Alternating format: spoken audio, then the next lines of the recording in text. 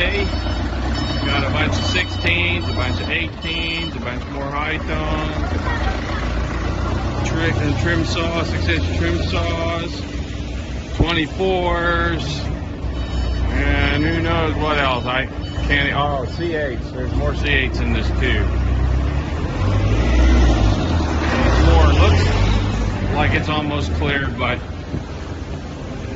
it's not. We got another container here waiting to go.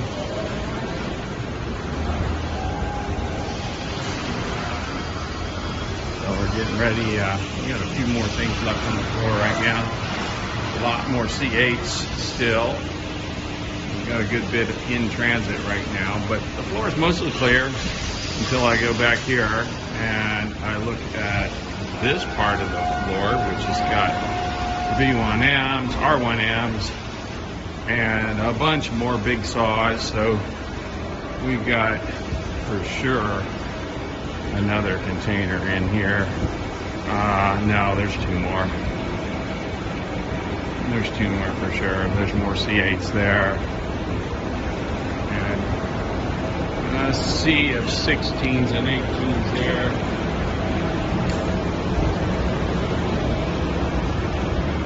I might actually get some time to work on these 45s finally.